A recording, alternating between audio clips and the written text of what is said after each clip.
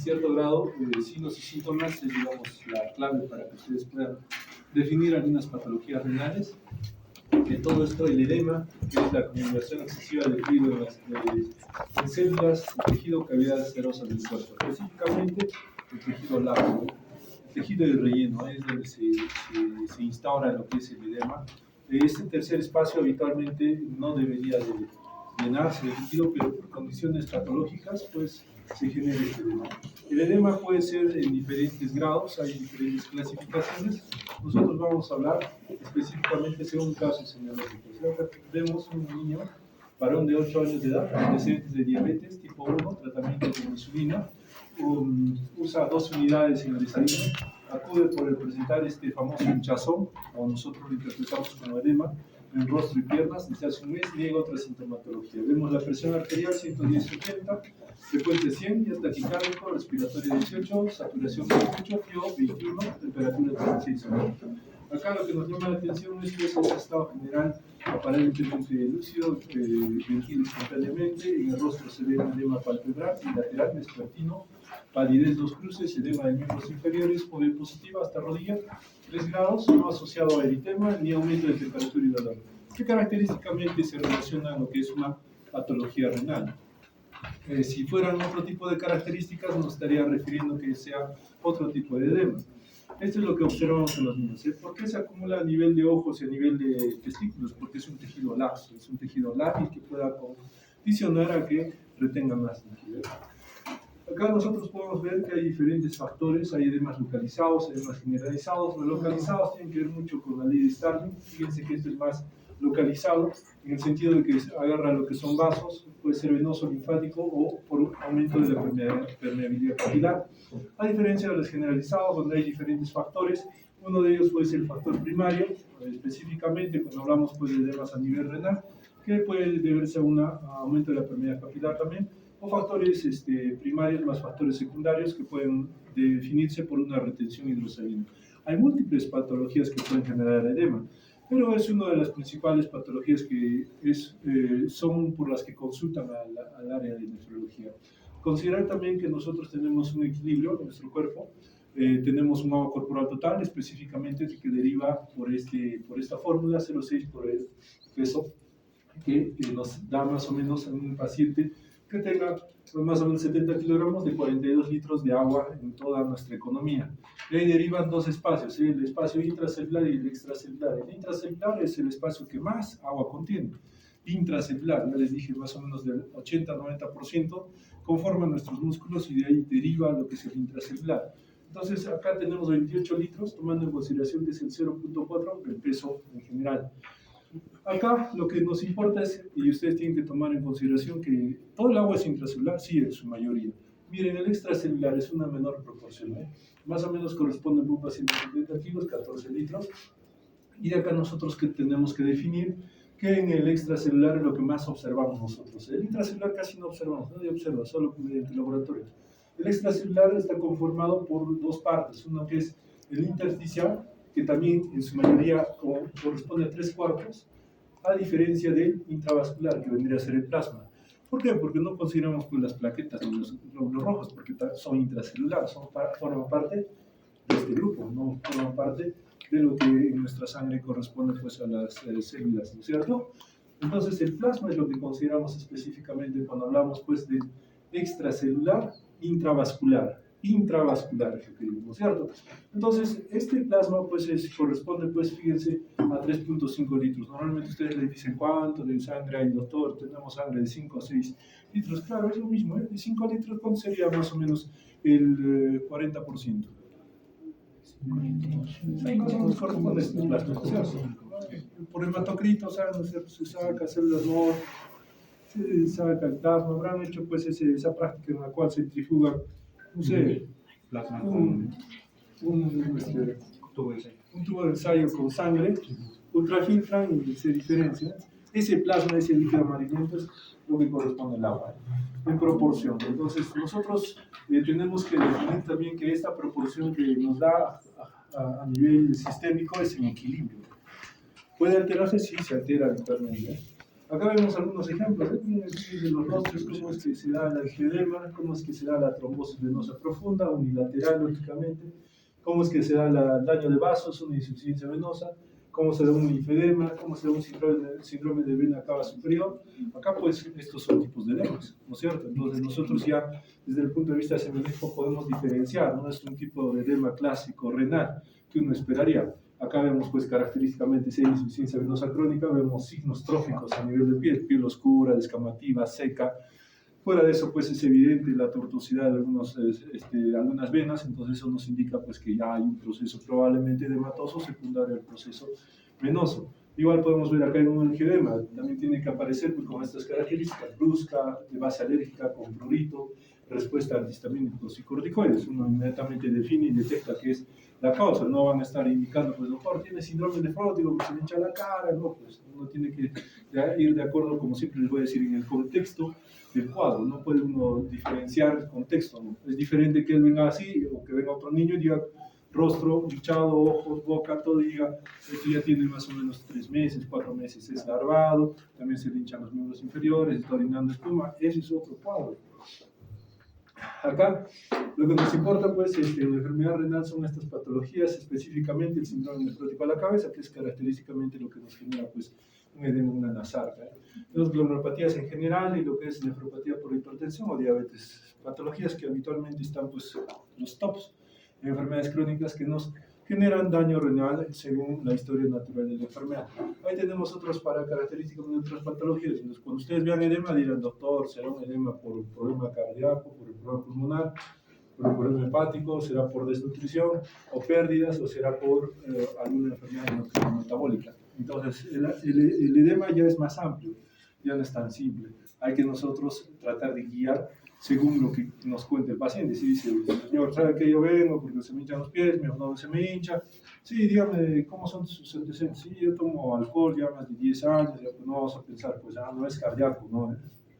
Tampoco me voy a poner a pensar, no es por una endocrino metabólica, no, pues diré, un problema hepático, lo veo amarillo, circulación colateral, digo, entonces la hipoliminemia se debe a un déficit de función del hígado, y específicamente acá, pues, hay un síndrome edematoso por una cirrosis. Tienen que ponerse el contexto en la cabeza. De nada sirve que ustedes no sepan quiénes son los que generan edemas y después vengan y digan, doctor, me parece esta patología, sin haber conocido el contexto del paciente. Esta es la ley de Starling. Es muy importante. Lo que nos importa acá solamente es la presión oncótica. ¿Por qué? Porque la presión oncótica viene a ser, pues, un mecanismo muy importante de retención de agua a nivel intravascular. Solamente se altera la presión oncótica cuando tenemos hipolipidemia severa. La hipolipidemia severa se detecta cuando tiene valores menor a 2.2 según unas bibliografías y otros menor a 2 según otras bibliografías. Entonces, cuando nosotros particularmente veamos un laboratorio y veamos la lúmina, tenemos que ver, la lúmina, muy bien, está en 2.5, no tendría por qué afectar todavía el sistema de presión oncótica. Entonces, no tengo yo por qué estar pensando que el edema sea por este problema. En algunos casos particularmente es diferente. Tenemos un caso muy específico en la cama 419, los que están rotando, en el servicio de medicina, que tiene un paciente, pues, su albúmina está en 1.8 y no tiene edemas. Entonces, particularmente hay casos así. Se dice que la hipolipidemia no necesariamente genera edemas, pero en cierto grupo de pacientes. Uno es los niños, ¿ya? Otro se evidencia en patologías cuando son hipolipidemias secundarias, no necesariamente primarias del riñón. Entonces, nosotros tenemos que evaluar el contexto. ¿Se ve con menos frecuencia este tipo de población? Sí, pero nosotros tenemos que definir por lo menos un límite de 2.2, 2.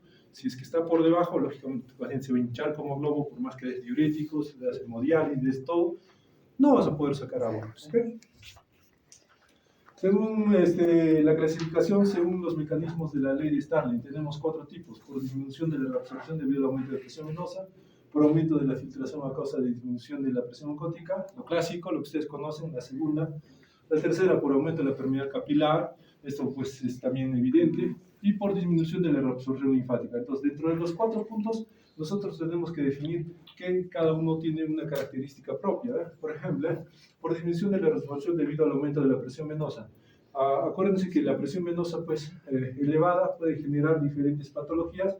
Dentro de estas, pues, tenemos la insuficiencia cardíaca, puede haber hasta un fallo del sistema venoso, puede haber una disminución de la resistencia arteriolar, en algunos casos, por ejemplo, por agentes vasodilatadores.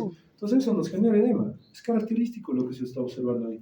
Pero nosotros pues tenemos por aumento en la filtración a causa de la disminución de la presión oncótica. ¿Quién está ahí? Nuestro síndrome nefrótico. ¿Quién está? Nuestra hepatopatía. ¿Por qué? Porque se pierde. Uno es que el hígado no produce, baja. Y otro es que pierdes por la orina, pues baja también. Entonces, eso pues es un tipo de mecanismo. También tenemos lo que es por aumento de la permeabilidad capilar. ¿En quién? Característicamente pues la sepsis. ¿Sí? Acuérdense que en la sepsis el óxido nítrico aumenta, hay vasodilatación, permeabilidad capilar, fuga todo el agua. Entonces, ese es un punto para muchas otras patologías que podemos tener ahí. Quemaduras, ¿quién no tiene quemaduras? ¿Han visto quemados de primer, segundo, tercer grado? ¿Qué ocurre? ¿Qué ve? ¿Cómo ves la piel? La piel la ves así normal, se quita, no, pues hay un exudado, wow, está que exuda por toda la herida quemada. Eso es un tipo pues de aumento de la permeabilidad capilar. Y por disminución de la absorción linfática, que nosotros podemos tener pues un bloqueo en caso de neoplasias. Acá tenemos el edema relacionado a la bulimia. Dos específicamente, una, la que nos importa más, es esta, la hipovolemia arterial efectiva. El mecanismo es retención hidrosalina, y fíjense, la retención hidrosalina no solamente se da en lo que es el síndrome nefrótico, sino hay otras patologías, la insuficiencia cardíaca y la cirrosis. Y algo un poco más característico, pues, en bulimia es la hipervolemia. Lógico es, se cierra el caño, hay un daño renal, ¿qué va a pasar con el cuerpo? Sale en agua. Este mecanismo es más simple. Claro, pero cuando ya hay un daño terminal más avanzado, hay una insuficiencia renal, tampoco vamos a pensar en estadio 1, 2 o 3, será un estadio 4 o 5, donde característicamente la tasa de filtración es muy baja, que es dependiente de lo que consume el paciente. Y más aún en los pacientes que están en hemodiálisis, donde ya prácticamente la tasa de filtración está por debajo de 2 o de 3, donde no pasa nada por el riñón, ¿no? Acá es otro tipo de clasificación, hay que ver si es simétrico o unilateral. Lo único que les voy a indicar que en los unilaterales, que es digamos la forma más rápida de definir característicamente una diferencia, es que en los unilaterales vemos, mira, todo es vasos, insuficiencia venosa, obstrucción venosa, linfedema, lesión de tejido blando, en este caso es local, una lesión externa, infección o quemaduras, o inmovilización de una parte del cuerpo, puede generar en ese caso. Ahora, en las simétricas o bilaterales tenemos característicamente dos grandes, el generalizado, que se da por las enfermedades más grosas que hemos visto en fotos. Ahí está la insuficiencia cardíaca, el nefrótico, la cirrosis, el guasciorco, muy importante, o en extremidades solo inferiores. En este caso, pues ya nosotros tenemos que ponernos a pensar que hay algo diferente. Por ejemplo, algo característico que ustedes van a estar tocándose es pues, los embarazos. En los embarazos tenemos pacientes que vienen, ya tienen primera, segundo mes de gestación y empiezan a hincharse los pies. Las mujeres, ustedes que son la mayoría que están acá, van a darse cuenta que hay una alteración del sistema venoso, el efecto mecánico del feto al tratar de lo que es estar presionando lo que es el retorno venoso, genera que haya una estasis a nivel venoso de miembros inferiores. Fuera de eso, el estrógeno, la progesterona, todo lo que se eleva a nivel de la gestación hace que haya una éstasis venosa también. Entonces, esto en el embarazo pues es típico, y es más, se cataloga, se clasifica o se relaciona con enfermedades hipertensivas del embarazo. Puede estar el GEL, preeclampsia, eclampsia. Entonces el edema es muy importante según lo que nosotros observamos, y eso es un ejemplo de lo que podemos estar nosotros viendo en general en los pacientes. Ahora, este aumento de volumen plasmático nosotros tenemos que definir pues que hay diferentes formas de poder generar este tipo de edemas. Nosotros habitualmente pues el edema ya lo vemos como edema, pero debemos de ver que nosotros puede haber diferentes alteraciones.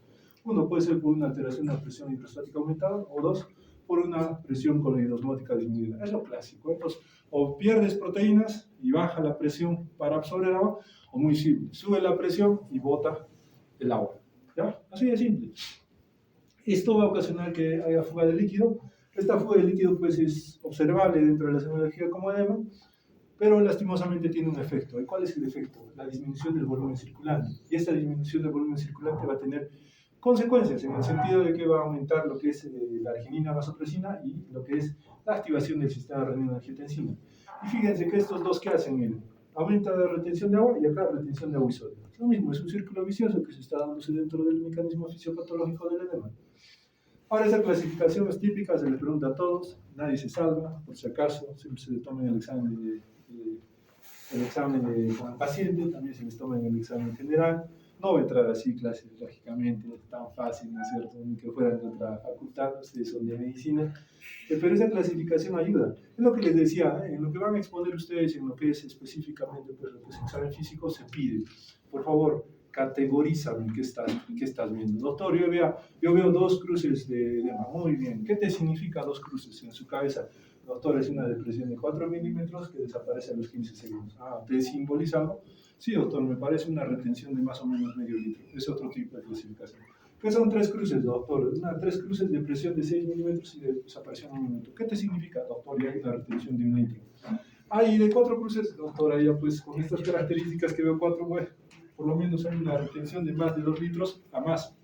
Va a haber 2, 4, 6, 8, 10, porque no solamente importa lo que es la depresión a nivel de miembro inferior, de pierna, también importa cuánto ha ascendido. Es diferente que uno tenga hasta la rodilla 4 cruces o que uno tenga hasta la pared abdominal. Entonces uno según eso va evaluando, o que tengan las arcas, también hay que observar eso.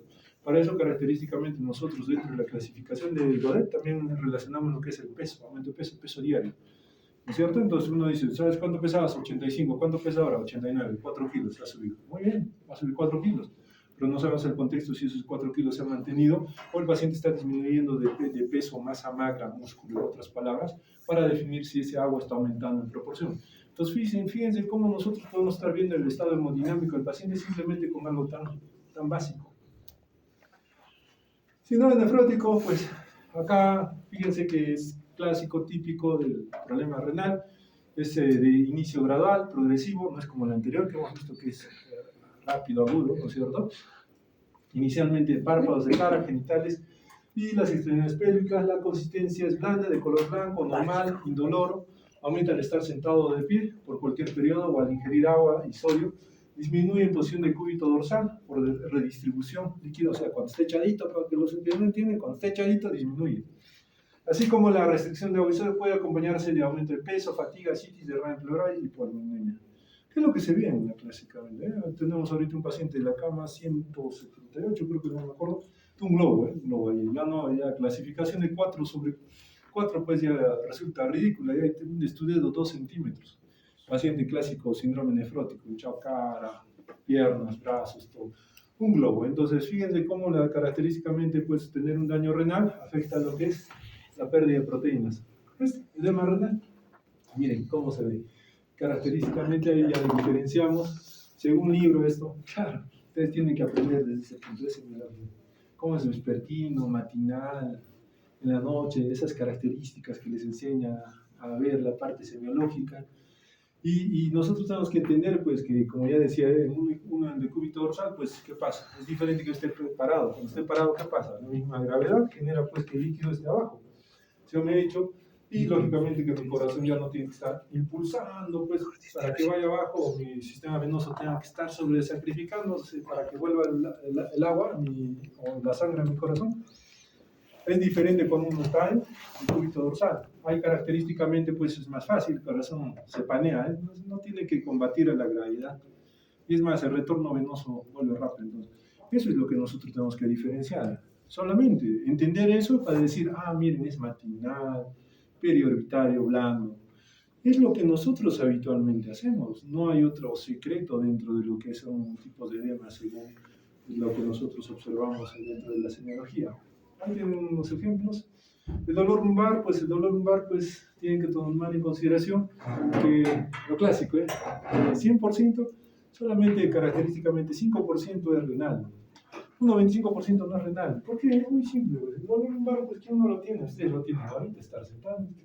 A venir el carro, están con dolor lumbar, se han dormido, de más, dolor lumbar, han dormido de menos, dolor lumbar. Prácticamente han jugado algún deporte, dolor lumbar. Se han amanecido por respirar, dolor. Todo el dolor lumbar es algo gratis que nos viene a los nefrólogos, pero nosotros tenemos que aprender también a discernir qué está bien y qué está mal. Entonces, siempre le digo, ¿qué pasa? Mentalmente lo hace, Entonces, el dolor lumbar, lo que nos importa a nosotros, solo duele el riñón cuando hay característicamente una noxa que hace que dilate la cápsula de la cápsula adiposa renal o de bomba. No es cápsula. Que está en otra, ¿no? Son anatomía virtuales. Se entiende, no se entiende. Su anatomía básica les va a servir para por lo menos pasar la residencia ya no, ya está diferente. Lo que nosotros tenemos que ver, pues, esta cápsula de Gerota, prácticamente esta grasita, la cápsula, todo lo que envuelve, la misma distensión hace que duele. Otra forma no. Por eso en los hidronefróticos no me duele. Pacientes con urolitiasis también generan distensión, pacientes con pilonefritis, inflamación. Otra forma, un paciente también lo atropella un carro, se forma morado, todo me duele, claro, encapsulado todo de sangre, ¿cierto? En los abscesos perinéfricos, el doctor, estoy con fiebre, malestar, me duele intensamente, le tomas tomografía, ves un absceso perinéfrico. Entonces, ese dolor pues se trasloca muy pocas veces en un daño renal, más se trasloca en un daño osteomuscular.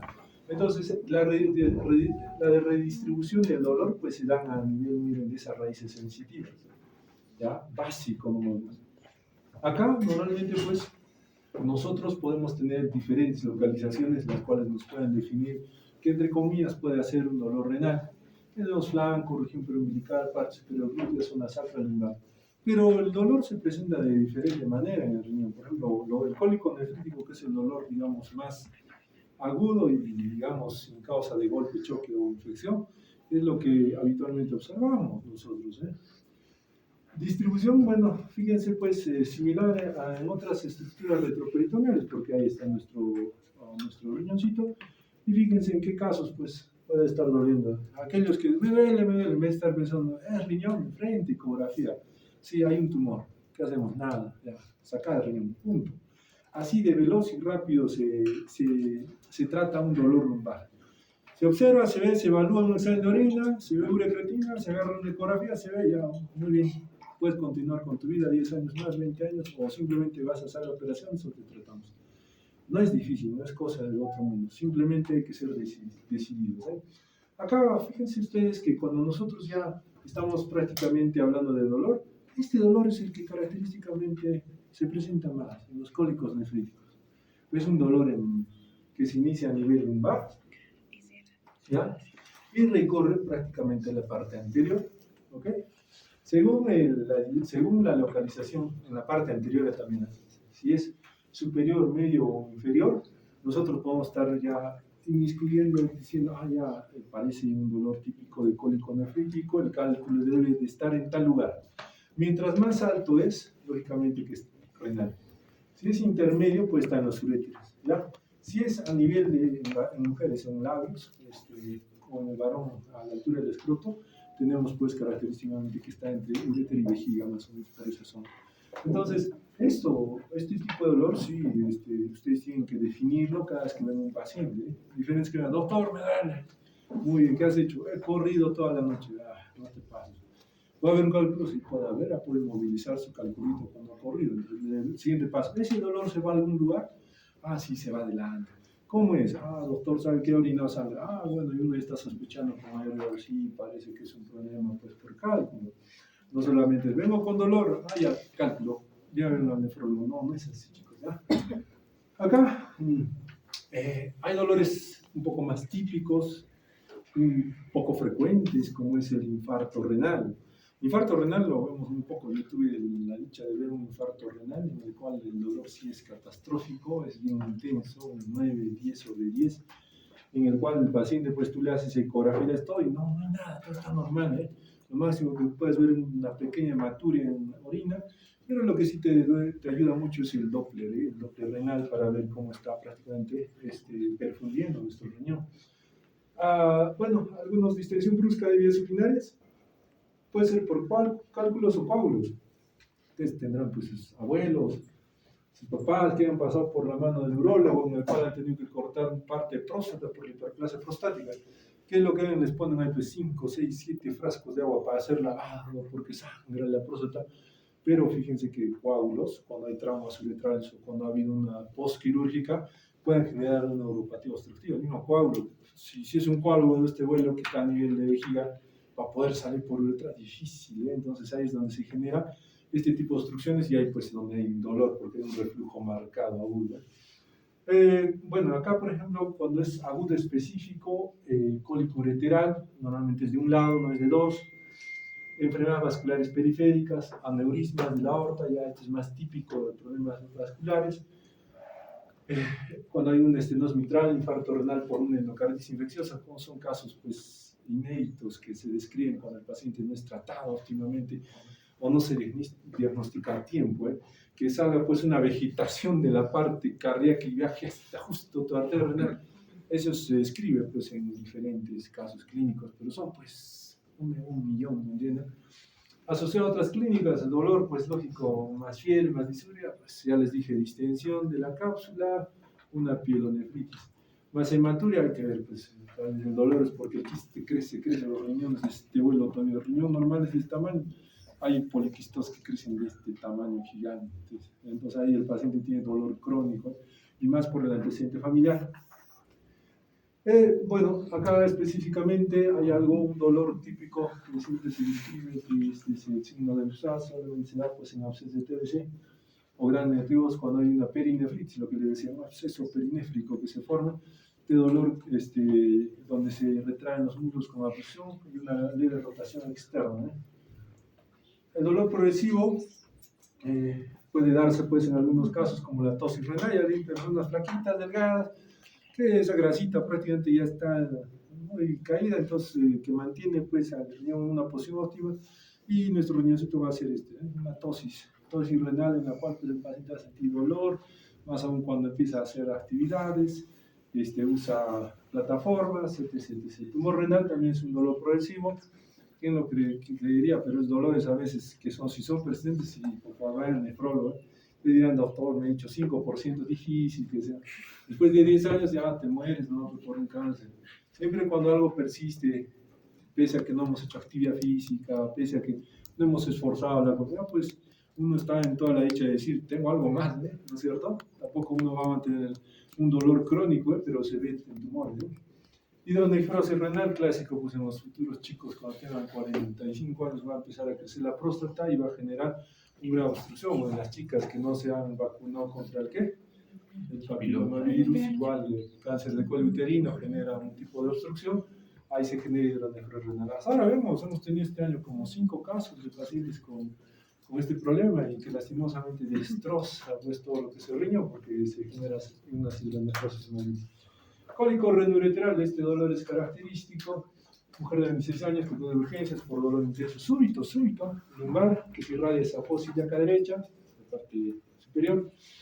Algunos dirán, pues los cirujanos apendicitis, ¿no? Es apendicitis. Acompañado de mal estado general, náuseas, vómitos, miren cómo tiene efectos vagotónicos. Estos efectos vagotónicos, pues náuseas, vómitos, paciente en anuria desde hace 5 horas, bueno, se ha obstruido algo ahí.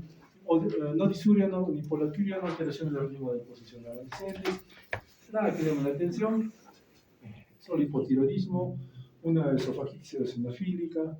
A la exploración, miren, fíjense la presión 96 y 92, debería subir, la frecuencia sí ha subido 85. Entonces dirán, doctor, es normal, no es normal tener una frecuencia 85. Ya les dije, mírense todos ustedes, el que suba más de 85-90, preocúpese, algo tiene. Saturación 100%, temperatura 36,6, paciente consciente orientada, tonos rítmicos normal, no edemas, todo normal, solamente el dolor que le llamó la atención. Típico, típico que se da en caso de los pacientes que tienen este problema. Entonces, este cólico nefrítico, ya que es inicio agudo de intensidad fluctuante con irradiación anterior hacia el flanco y descendente hacia la fosa ilíaca, y en los genitales, como les decía, acompañado por manifestaciones. Esto normalmente nos indica la localización, está en el tercio superior del uréter, tercio medio o tercio inferior del uréter, así de simple. Puede acompañarse con vagotónicos, sudoración de los vómitos, alteración de la motilidad intestinal por estimulación vagal. La primera causa, la urolitiasis, clásicamente oxalato de calcio, fosfatos de calcio. Acá observamos pues que se forman esos núcleos y de partir de los núcleos se forman estos cálculos. La epidemiología, fíjese, normalmente la nefrolitiasis en toda la vida se presenta pues, en varones más 12%, mujeres 6%, un poco más bajo en las mujeres. Es mayor por la mañana, en estaciones calurosas, donde está más líquido, ya hay menor producción de orina, ya mayor concentración del cálculo, y por situaciones con mayor pérdida de sensibilidad calurosa. Te deshidratas y prácticamente se concentra más en los cálculos para poder generar mayor crecimiento en un tiempo menor, ¿eh? Estudios, bueno, hombres caucásicos tienen mayor incidencia, seguido por mujeres caucásicas y hombres de raza negra. Mayor número de intervenciones por litiasis sintomáticas en las mujeres, 25% de pacientes presentan cólicos recurrentes por historia familiar. Sus papás han tenido, ya prepárense para tener ustedes, si no tienen hábitos saludables. La obstrucción aguda, tenemos 3 fases. Fíjense que al ser aguda, pues, lo pongo porque es interesante cómo se dan las fases del cuadro agudo. Mira, a los 90 minutos hay aumento del flujo sanguíneo renal, aumento de la presión ureteral, claro, hay retorno al flujo. En la segunda fase es de 90 minutos a 5 horas, acá ya hay disminución del flujo sanguíneo. Disminución, ¿por qué está disminuyendo? Porque ya hay lesión, está generando un daño. Hay disminución de la presión de filtración, o sea, ya llegó, imagínense, ¿dónde está el cálculo? El cálculo está dentro del túbulo contorneado, no, No. Los menos no, está pues en el sistema, ¿no es cierto? Colector ahí, entonces, desde que esté en el uréter, a ver, el uréter, ¿cómo es posible que tenga que dañar, haya disminución de la presión de filtración? En retroceso, ¿cómo es que la presión de orina hace que retorne, refluya, afecte túbulos y llegue hasta el milenio? Interesante, ¿eh? Entonces, fíjense que 95 horas va a ser el dolor más terrible, horrible que tenga el paciente, peor que el parto, bueno, similar al parto, dicen, ¿no? La tercera fase, más de 5 horas, ya pues acá ya hay una disminución del flujo sanguíneo renal, disminución de la presión arterial, ya se han gastado los mecanismos de apoyo para nuestro riñoncito, y vamos a ver que ya estamos viendo una vasoconstricción preglomerular, o sea, ya hay daño un poco más exhaustivo, ¿eh? ¿Por qué? Porque tiene que ser preglomerular, ¿qué tiene que ver la arteriola aferente? ¿La tiene que ver algo? No, ya pues un mecanismo en el cual la presión de la cápsula se ha revertido, ha aumentado la presión de la cápsula renal, ¿no es cierto? ¿Dónde debería ser menor a la presión hidrostática? Y como hay mayor la presión de la cápsula a la presión hidrostática, muy simple, ¿quién es el primero que va a cerrarse? La arteriola aferente. No va a dejar que refluya la orina a la sangre. No puede existir ese mecanismo, es en contra de la naturaleza. Entonces, también vemos dilatación, hay retorno fisiológico de líquido por reflujo retrógrado, hay rotura del fornix calicial, entonces acá ya hay un daño, ya más estricto, severo, ya tenemos lesión. Imagínense aquellos pacientes que están 6 meses, 7 meses, por eso es que ya hay lesión renal, ya llegan hasta la enfermedad renal crónica. La recuperación normalmente debería de darse pues, a las 24 horas, ¿eh? Y acá lo que tiene que enmarcarse es pues, que esta contracción de la arteriola deferente, pues, fíjense que se da más durante las 24 primeras horas. Por eso es que hay la famosa injuria renal aguda obstructiva, ¿no es cierto? Si no, no existiera eso. Bueno, que también pego el gráfico, es para recordarles cómo es más o menos. Ya usted ya lo lee, ya ciego. Igual es casi lo mismo, ya vemos, pero acá hay un detallito, ¿eh? Acá hay un pequeño detalle, porque ya no está hablando del daño celular, por ejemplo, ya en el tiempo, de 0 a 7 días, como hay aplanamiento, dilatación de los tubos proximales, una hiperplasia intersticial, hiperplasia, o sea, empieza a generarse mayor tejido. Y esto se trasloca pues que a los 7 días ya hay una dilatación de la pelvis. De 7 a 20 días ustedes dirán, doctor, ¿quién aguanta 30 días? La gente, los varones, la población en general, vienen con unos hidronefrosis severas, marcadas. Entonces, nosotros lo que nos queda es decir, a ver, ¿cuánto tiempo tienes, doctor? Esto es 2 meses. Decir, ya te pones a pensar, ya hay atrofia. Pues ya, ¿atrofia qué significa? Ya cicatriz glomerular. Ya este paciente es un enfermo renal crónico que lastimosamente nosotros lo único que nos queda simplemente es tratarlo como tal y evitar mayor daño. Pero hay algunos, examen de orina patológico. No le importa si se ha obstruido el riñón. ¿Sabes qué? Métele amicacina. O sea, imagínense que ya solamente la obstrucción genera daño. Meterle nefrotóxicos y doble daño. Por eso es que hay pacientes que llegan a diálisis. Y acá ustedes tienen que entender que ya por el paciente pasa el mes, ya hay una sustitución de estas células en general por colágeno. Entonces nosotros tenemos que observar pues de que esta progresión pues sí nos habla de la fisiopatología del daño específicamente a nivel glomerular y intersticial a nivel glomerular. Bueno, acá es lo mismo, ya acá, muy importante. La fisiopatología específicamente de este cólico nefrítico que se da por el aumento de la presión pues, a nivel luminal de nuestro sistema colector en cierto grado, tiene que ver mucho pues, con las terminaciones nerviosas a nivel de la submucosa y lámina propia de la cápsula renal periférica. Por eso duele, ¿ya? Por eso duele, por esa distinción que le estoy indicando. Y acá lo que nos va a importar específicamente es pues que esta musculatura lisa de la pared uretral se contrae intentando expulsar lo que es la obstrucción. Entonces, nosotros cuando vemos este tipo de patologías, lo clásico es les dicen, ¿sabes qué?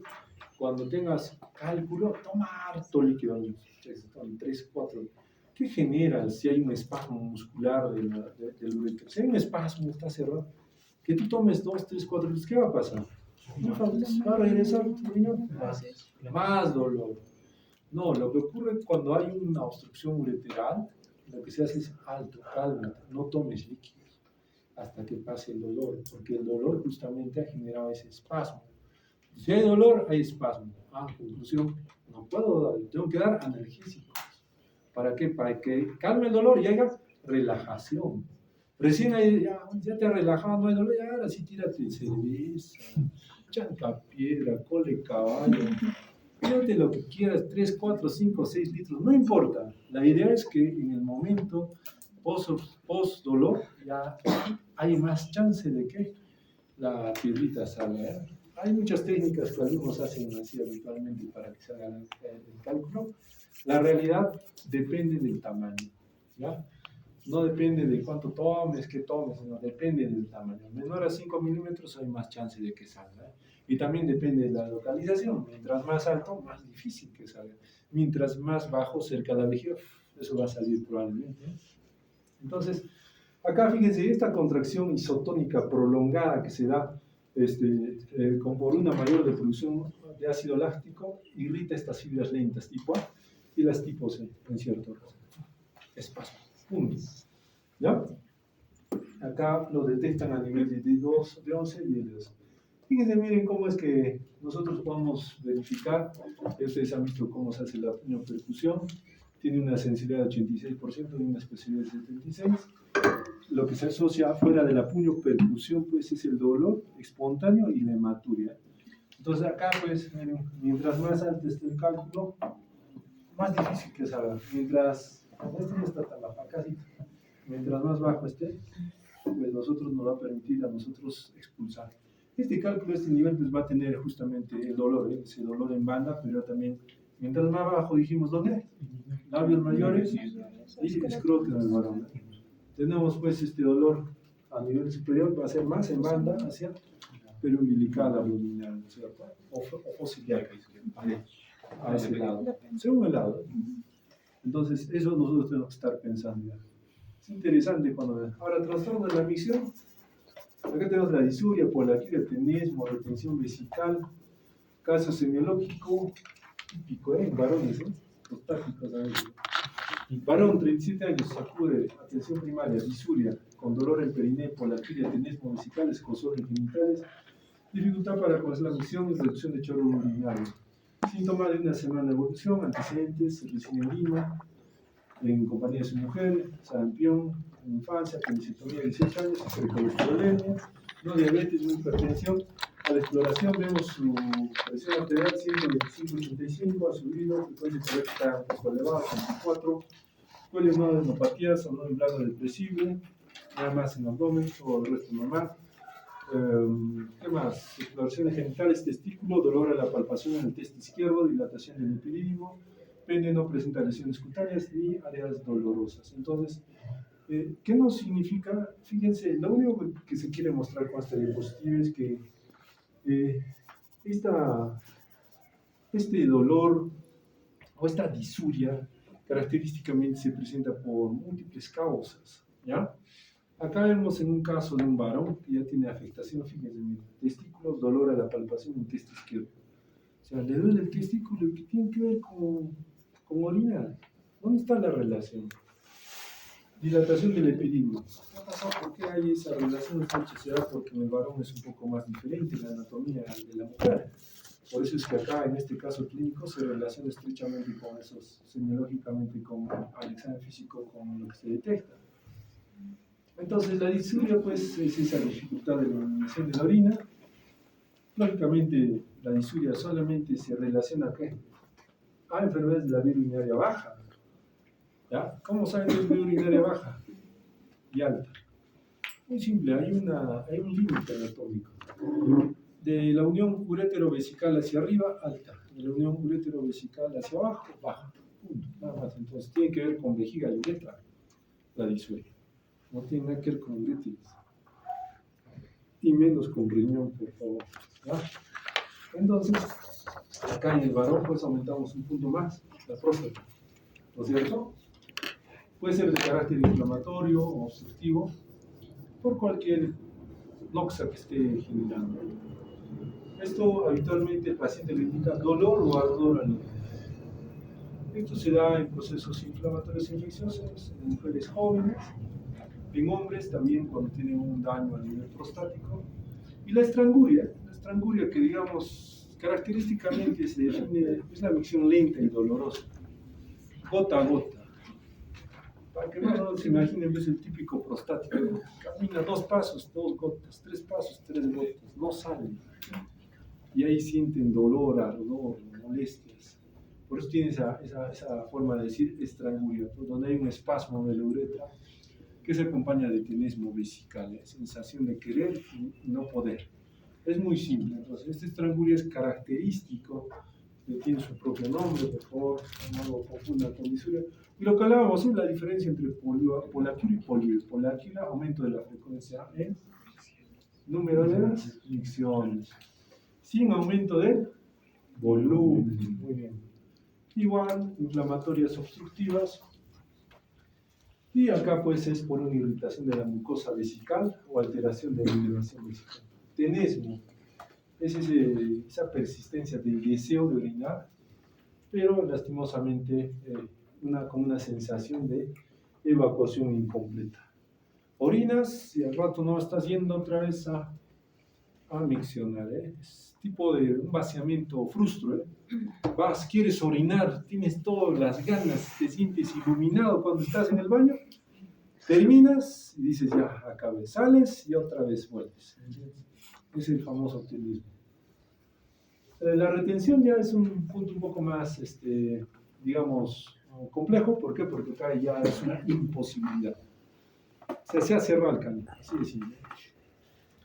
Y en esta imposibilidad de evacuar, puede ser parcial o totalmente, pero siempre con la sensación de querer seguir orinando, con la vejiga gigante. Entonces, te vuelve un balón de básquet, más o menos, paciente así, ahí es cuando ya esta retención se ve por obstrucción, ¿no?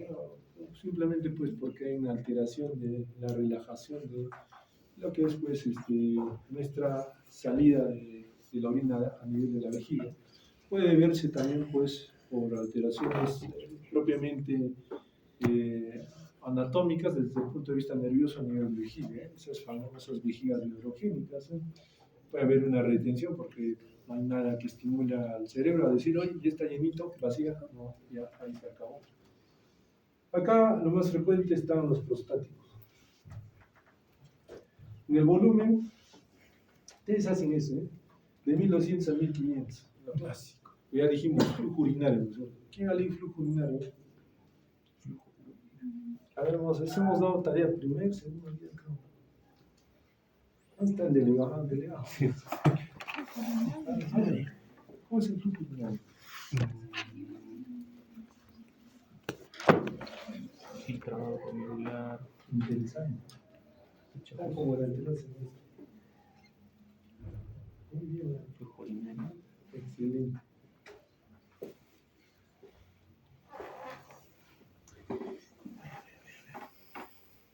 flujo urinario. Los que han rotado ya saben, ya. Más animan a hablar. El Ya, los 20%. tardones, los que están al último. Los que han entrado así silenciosamente. Media hora después. ¿Qué es flujo urinario? 20%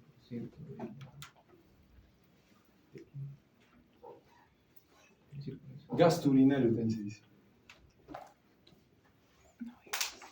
de producción. Con internet, con celular.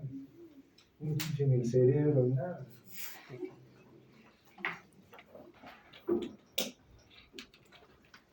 A nosotros nos permite definir bien.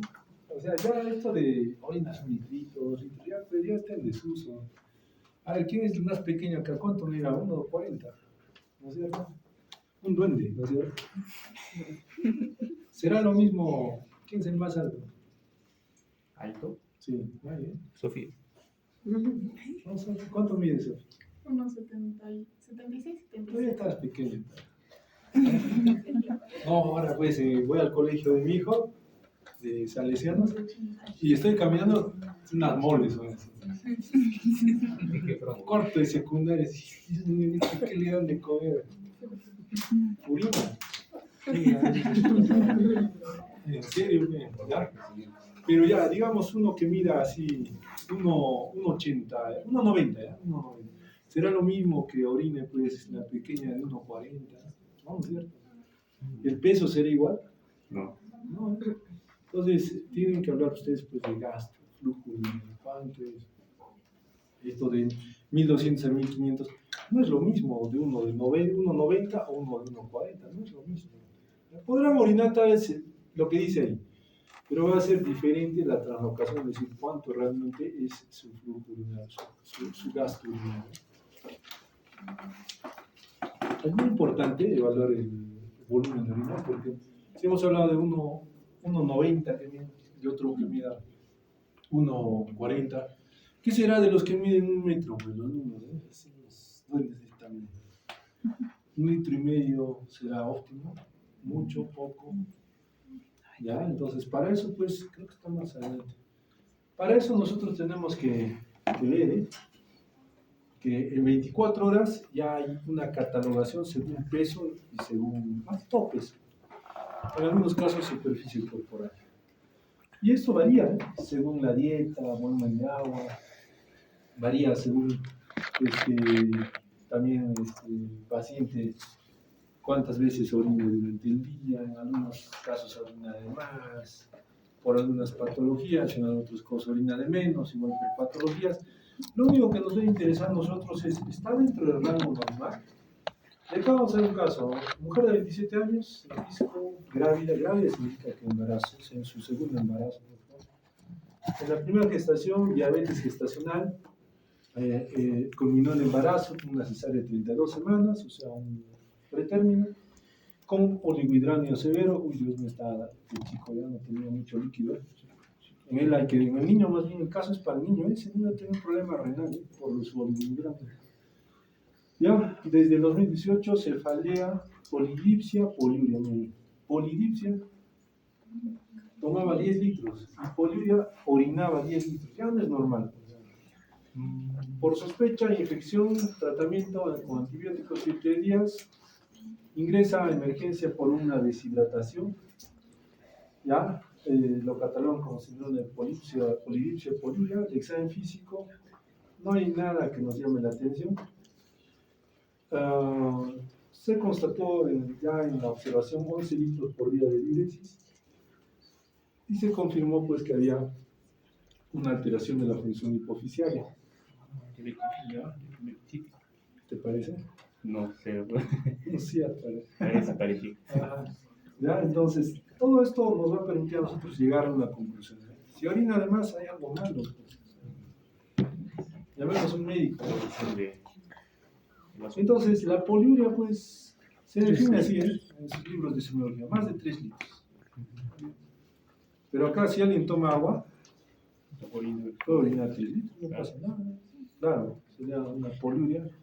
En cierto grado, pues, puede ser de este tipo, fisiológica, ¿cierto?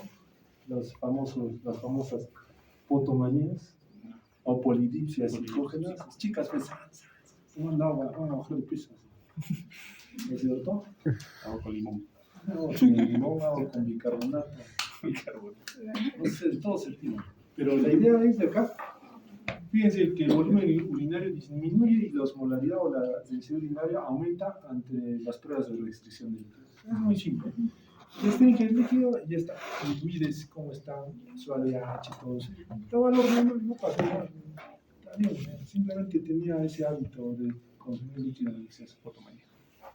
Patológico ya es un poco diferente. Acá puede haber una alteración funcional u orgánica. Y acá tenemos las renales. Podrán ver, por ejemplo, patología por una necrosis tubular. Famosos pacientes después de una injuria renal aguda orinan 6, 7, 8, 9 litros. Ya estuvimos hablando, creo, con ustedes sobre, con el anterior grupo de exclusión. Cuando ya las células tubulares empiezan a regenerarse, como no concentran, entonces botan todo el líquido. No, son células nuevas que no tienen funcionalidad. Y en una injuria renal aguda, como hay pérdida de estas células tubulares, al tratar de regenerarse, pues no tienen función y botan todo lo que viene. En esos casos puede haber una poliuria. Puede haber en una neuropatía obstructiva, en una diabetes insípida nefrogénica, hasta en la misma enfermedad renal crónica. Es más, pacientes que orinan de noche varias veces, algunos días, doctor, próstata, no, es una mujer de 18 años, ¿cómo va a ser próstata? ¿Pero qué era? Tiene poliuria nocturna, qué raro. No, eso se asocia a enfermedades renales crónicas. Hay que tener cuidado. Chicas que se levantan 2, 3 veces a orinar. Algo, no es por lo que toman agua ni están en el gimnasio, hay algo más, ¿ya? Extrarrenales, múltiples, tenemos la hipercalcemia, diabetes insípida, diabetes mellitus, uso de mannitol, cloruro de sodio. Entonces las patológicas pues son múltiples, hablando solo de poliuria. Oliguria menor de 500 mililitros, una eliminación escasa. Vemos pues que acá lo que nosotros tenemos que ver pues es de que hay causas renales, renales y porrenales, así como la injuria renal aguda, renales básicas. ¿Por qué orinas poco? No he tomado agua. Problema de retención hídrica, caso de nefrótico, de insuficiencia cardíaca. O renales, una lesión renal que esté generándose, ya con un daño agudo, ya propiamente parenquimal, que esté generándose. Entonces, acá en oliguria pues también nos dice, hoy sí puede orinar poquito, pero como que puede ser, como que no puede ser. Anuria es diferente. Hay muchas causas, igual, renales, renales y porrenales. Acá específicamente que ya se cerró, pues, se cerró la salida simplemente. El riñón puede estar indemne, lo único que nosotros podemos decir que hay algo que está obstruyendo o algo que no está funcionando. El riñón, una glomulopatía primaria, no funciona. Una obstructiva, algo ha tapado. Próstata que ha crecido y ha generado que no salga orina. Miren, acá también hay trombosis renal. O sea, si hay un trombo renal, ¿qué va a hacer el riñón? Tiene salida de sangre, se oblitera, se obstruye y se muere. Igualmente cuando hay necrosis corticales, hay muerte. A eso le llama infarto renal. Miren, ¿por qué? Hay muchas causas. Ya, acá, por ejemplo, las causas renales de origen vascular, necrosis cortical, trombosis. Las porrenales, obstrucción uretral bilateral. Micturia o nocturia. Acá, por la micción durante varias veces en la noche o alteración de ritmo. El ritmo urinario es normal, que tengamos 2 a 3 micciones durante el día y 0 en la noche. Pero empieza a alterarse, tienes 2 a 3 durante el día y tienes de noche 4 o 5, o sea, empieza a alterarse ese ritmo y ya nosotros estamos pensando que hay una micturia o nocturia. Acá en las causas renales, como les decía, la enfermedad renal crónica, las extrarrenales, lógico, en una insuficiencia cardíaca, ¿qué pasa? Durante el día toma líquidos, así como el nefrótico, se echa, se duerme, ¿qué pasa? Se absorbe, los líquidos se llenan otra vez al plasma y va al riñón, lo llena, tienes ganas de orinar, vas a miccionar durante la noche. Igual en los nefróticos. Como les decía, acá no debe confundirse con la poliuria nocturna, porque estos procesos que generan disminución de la capacidad vesical o irritabilidad o el deseo friccional. Por ejemplo, acá hemos tenido un caso muy interesante. ¿Dónde lo hacemos esto? Ah, no, ya no lo vieron, está rotado. Es un señor que tiene prácticamente, pues, tuvo tuberculosis renal. ¿Ya? El riñón derecho tiene un riñón mástil, está calcificado por muerto el riñón derecho. El riñón izquierdo está bien, está orinando. Pero de pronto ves el riñón de este tamaño y ves la vejiga de este tamaño, ¿qué dices? Qué raro, ¿eh? Tiene una microvejiga. Esa microvejiga se da porque ha generado una esclerosis, pues también la vejiga de la tuberculosis. Se ha achicado la vejiga. Por eso el paciente decía, doctor, ¿sabe qué? Todo el día orino. Oye, claro, cada media hora voy a orinar, lógico, ahí ya ha pasado. La capacidad de la vejiga prácticamente ha disminuido. ¿Qué le está generando? Pues esta poliacuria. Por eso dice, no confundas esa poliacuria con una icturia nocturna, porque hay algunas patologías que se deben deber a la capacidad vesical, que sí o sí te van a generar, pues, que estés orinando durante todo el día. Alteraciones de la orina, bueno, la orina tiene color, olor, sabor, aspecto, ¿no es cierto? Entonces, ¿qué dicen? Sí. Con sabor. Entonces, sí, algo sencillo. Me consta. En el examen bioquímico nos importa pH, glucosa, pigmentos, hemoglobina. Entonces, todo eso ven todos los días, pero ni idea tienen por qué pasa eso. Hay células, cristales, piocitos, hematíes, bacterias, hay células, entonces, ¿qué si alinos, qué será? Se rezan todavía, espero que no sea falla renal. Así actúan cuando no saben, ¿no es cierto? Es clásico, ¿eh? ¿Cuánto creatina? 5. ¿Qué tienes? Vengo porque tengo resfriado. ¿Sí? No me pueden recetar paracetamol. Si se muere. Si se muere. Si se muere. ¿Cuál era la dosis para calcular paracetamol para un enfermo renal? Agarran su celular, así se echan a la final, ¿sabes qué? Sí, toma más. Limoncito, ahí es donde el limoncito se va a ir. Ya fueron, pues, ¿por qué? Porque tienen que aprender lo que es normal y lo que es patológico. Acá, por ejemplo, color. El color, característicamente antes, pues se agarraba y decía, el color rojo, amarillo, verde, naranja. Debe salir todo esto, ¿eh? Todo esto. Color en cierto grado es relevante con algunas patologías. Por ejemplo, las porfirias. ¿Eh? Si tú agarras una orina, de pronto sabes que lo voy a sacar al sol, lo sacas al sol y la orina se vuelve negro. Porfiria. Claro, ese es, digamos, una en un millón, creo. Pero nosotros podemos observar pues, que desde el color ya estamos observando típicamente, pues, clásico es el rojo hematúrico. O sea, y así un poco más específicamente hablando, anaranjado, puede verse algunos urobilínógenos, pero que en cierto grado no enmarcan mucho, no te ayudan a verificar. Muchas no solamente te permiten definir si parece que está ocurriendo eso, pero así desde el punto de vista clínico no te ayuda mucho. Ahora, mucho más te ayuda pues lo que es recuento celular, tipo de células. Entonces este color antes nos ayudaba más porque no había laboratorios pues, a gran escala.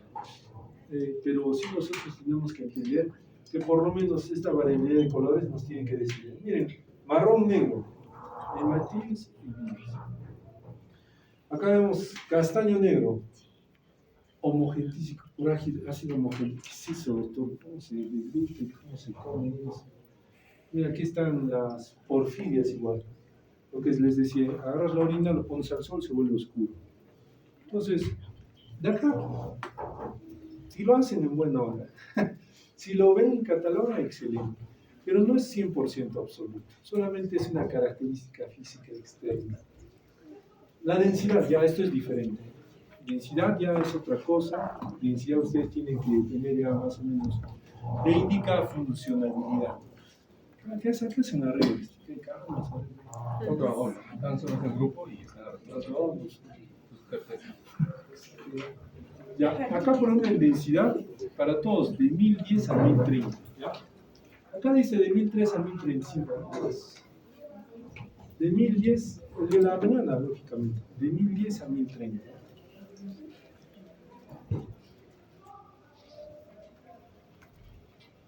¿Qué ha pasado? ¿Por qué la densidad ha aumentado? Por todo esto. ¿Por qué la densidad ha disminuido? Por todo esto. Es muy simple, nada más, la densidad. ¿Y qué es la densidad? La capacidad de concentrar, ¿no es cierto? ¿Varía? Pues varía, ¿eh? ¿Por qué? Porque cuánto combustible su compañera tiene su cielo de medio litro. No sé. Toma, ¿no es cierto? A todos les tomamos examen de orina y ella su densidad va a salir baja. Tomó el líquido, empezó a orinar, ha diluido, ha bajado la concentración. En cambio, acá el maestro del fondo, digamos, desde la mañana, ¿qué hago? No he tomado ni desayuno, ni almuerzo, nada. Agarramos, concentra amarillo, turbio, va a salir así. ¿Por qué? Porque mira, este muchacho no orinó mucho y ha concentrado en poco volumen, ha concentrado varios solutos. Cada su compañera ha lavado y ha arrastrado los solutos, ¿eh? Entonces sale densidad alterada.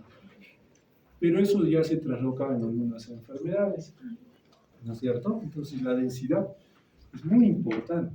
Característicamente, ¿ustedes creen que cuando el riñón falla, la densidad baja o sube? Cuando no falla, la densidad ¿Por qué no filtra?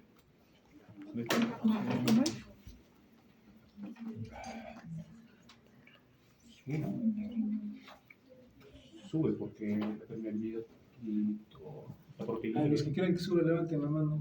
no vaya a ser, no vaya No, los que creen que baja, levanten la mano. La densidad. No, están peor que tú, maestro. Por lo menos tienes una opinión. ¿Eh? En tu opinión te equivocas y aprendes. Además, no vas a ni por A ni por B. Igual te vas a decir, bueno, ¿cuál será la relación que hay? Pero debe haber algo mal. Está enfermito. El doctor sabe que la densidad está alterada. ¿Qué tiene? Está enfermito. diagnóstico. Sí, pues es lo clásico. Llamamos a un médico. No es broma, hay médicos que llaman a médicos. Espero que no sean así. ¿Ya? Entonces, lo que importa es la densidad, la osmolaridad. ¿Ya? Acá creo que está. Ahora vamos a ver. Acá creo que está. Acá está.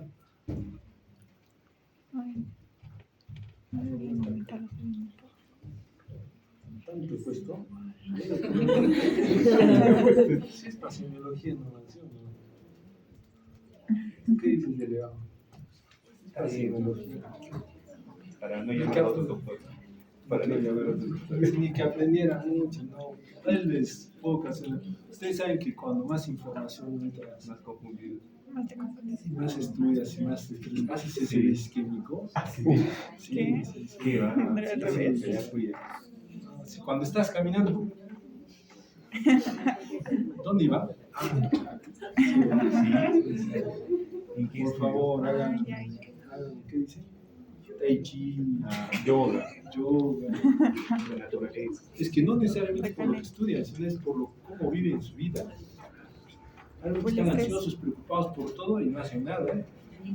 Hay otros que ya también hacen de todo, ¿no es cierto? Y ya también ellos igual es el estrés. O sea, el estrés es mental. A todos nos gusta, a mí también me incluyo, porque hasta ahora no aprendo, hay que descansar. Les va a ocurrir igual. ¿Ya? Entonces, el aumento de la densidad o la disminución, pues son patológicamente, tenemos que entenderlo. Por ejemplo, nosotros cuando específicamente, ¿qué ocurre en la diabetes insípida? A ver, ¿ustedes se han hecho endocrino? ¿Qué hay ya? Diabetes insípida. Sí, alteración, ¿Qué hay? ¿Anuria? poliuria, Ah, poliuria, Sí, muy bien. Poliuria. ¿Por qué creen que haya poliuria? Entonces, la orina, la densidad estará aumentada o baja, ahí dice. Disminuido. Es lo que le dije, pues está tomando agua. Claro. tomas agua. Le decía que va por el bota Se soluble. diluye más. Diferentes otros, con tu compañero de fondo. ¿Qué ha pasado? No ha tomado nada de agua, desayuno. Se ha quedado todo el día esperando a Nef. No sé, entonces, cuando va al baño, sabes que voy a orinar, orina. ¿Qué va a pasar? Concentración, aumento de densidad. ¿La densidad estará aumentando? Acá está él, deshidratado.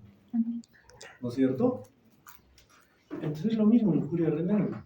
En injuria renal aguda, a ver, esa célula tubular, su capacidad era de retener agua y sodio. Pero como ha muerto, hay necrosis, muerte tubular, no va a tener su función. ¿Qué va a pasar? Va a dejar pasar. Pasa todo. Va a aumentar. La densidad, ¿cómo va a estar? Va a aumentar. ¿Aumentado o Ah, disminuido?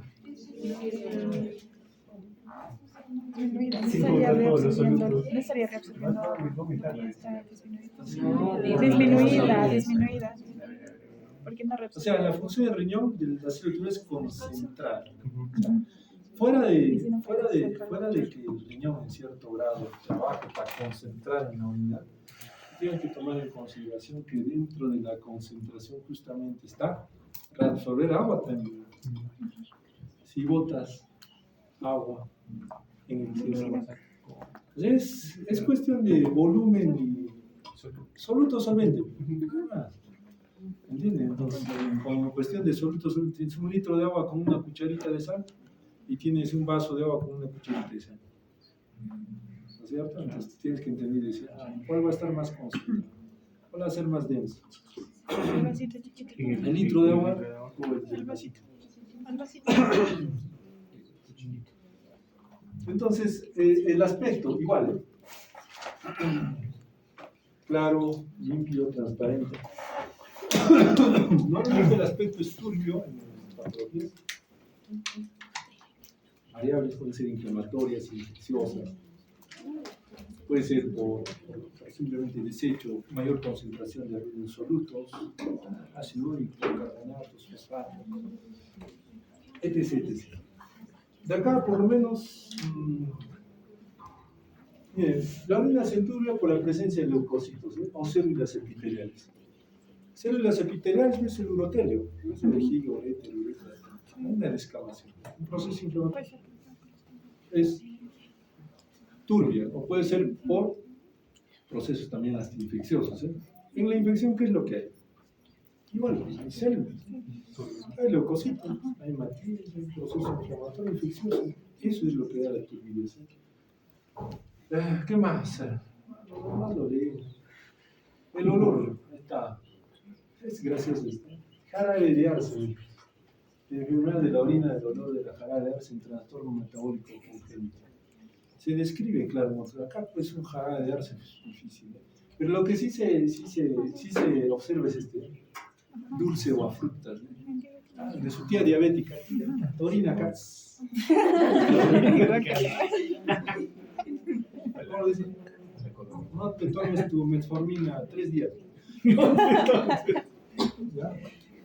¿Ya? Así que el olor. Azucarado, ¿Ya? Acá miren, fíjense, esto sí es característico rancio ratón. En un lactante como el cetonúrico. ¿Ya?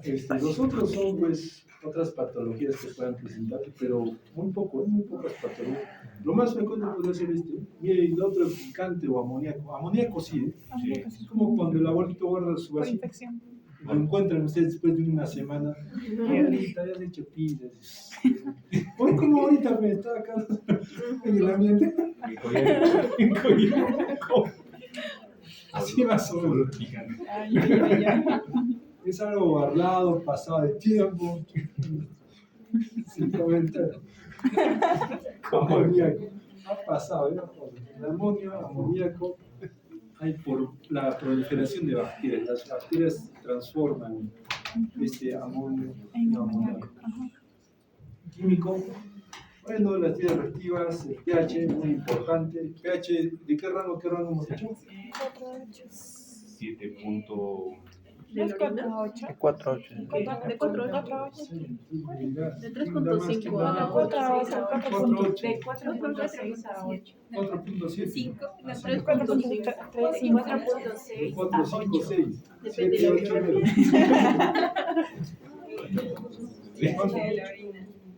¿Cuánto? Es que varía según lo consumido, pero es de 4.3 a 8. 4.6 a 8. Podría ser. Mi búsqueda dice 4, ¿cuánto? Según la gente. A ver.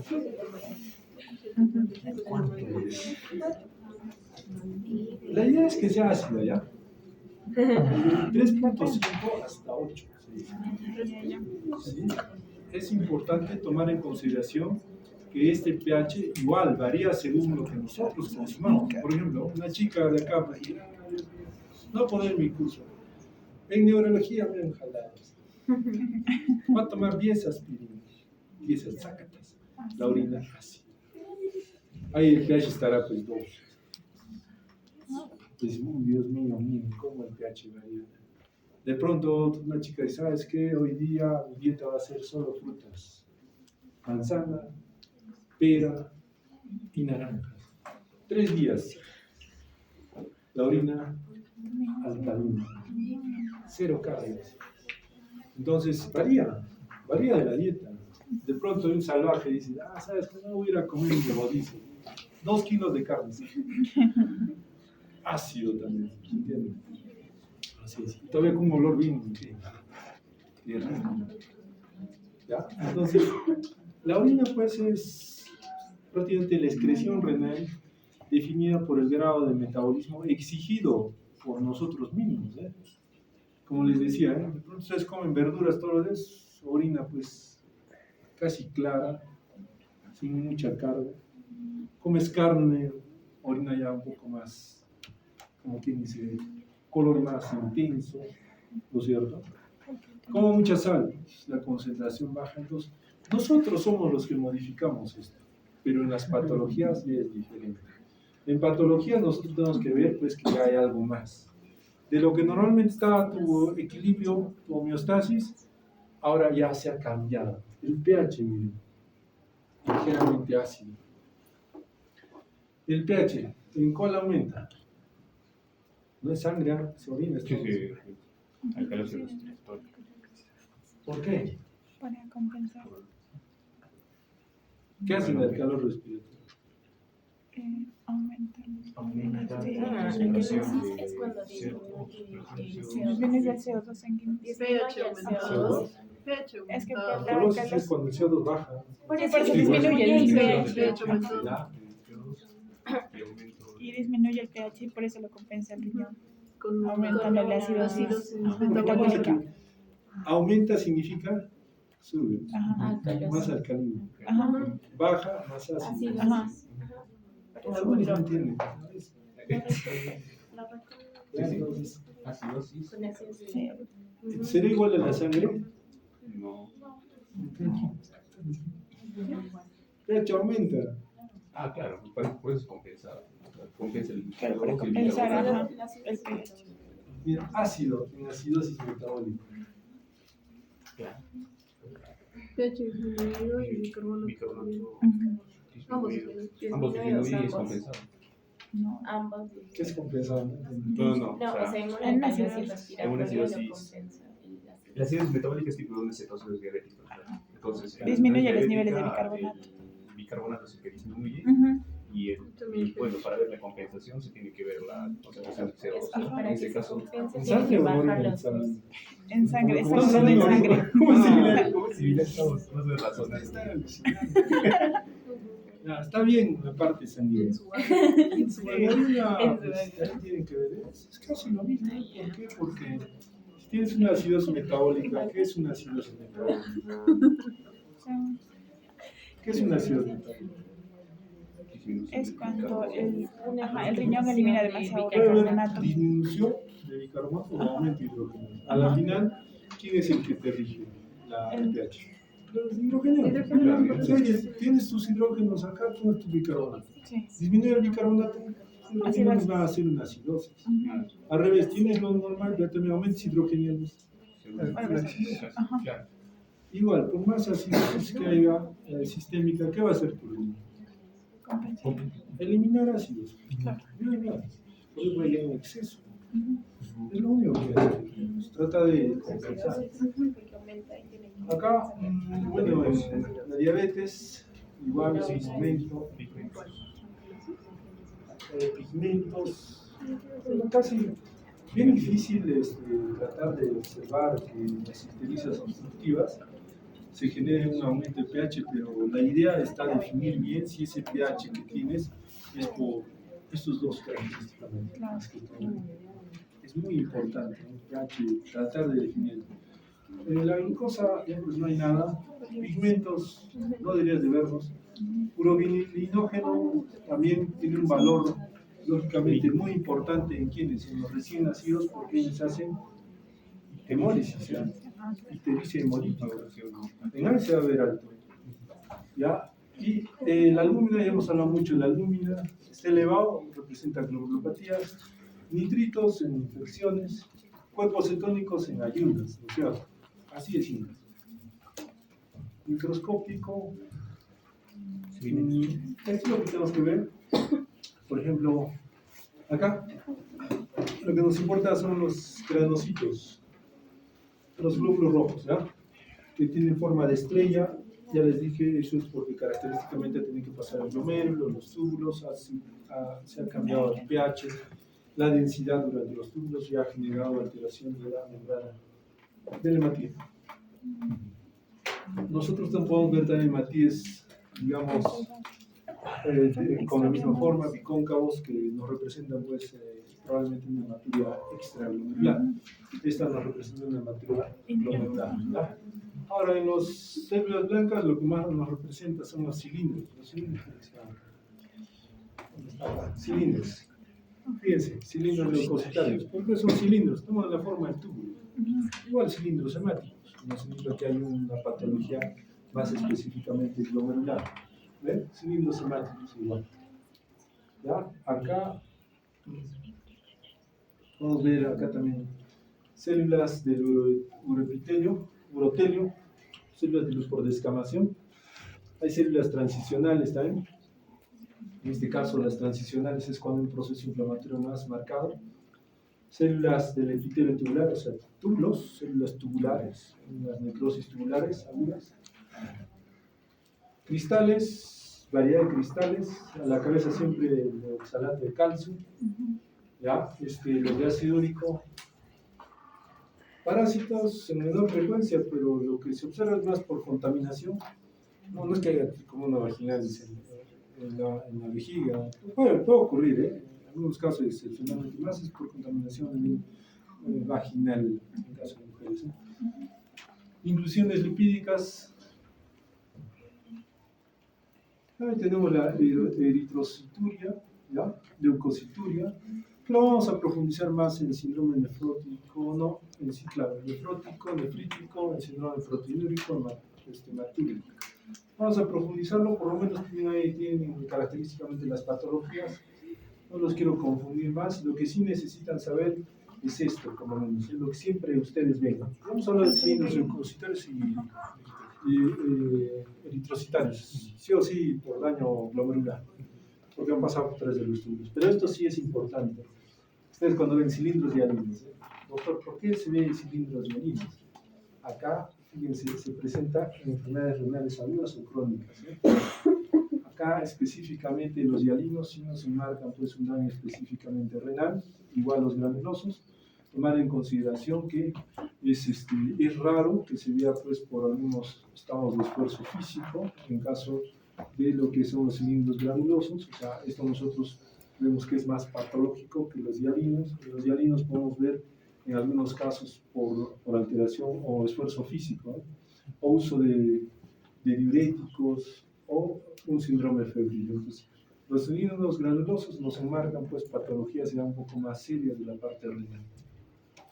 Pero los cilindros serios, acá ya es cuando tenemos una patología un poco más avanzada, se evidencia más en lo que son patologías crónicas renales, Si vemos el epitelio plano de transición, característicamente de transición en la vía urinaria descendente y epitelio plano, pues en lo que son células de los genitales externos de la mujer.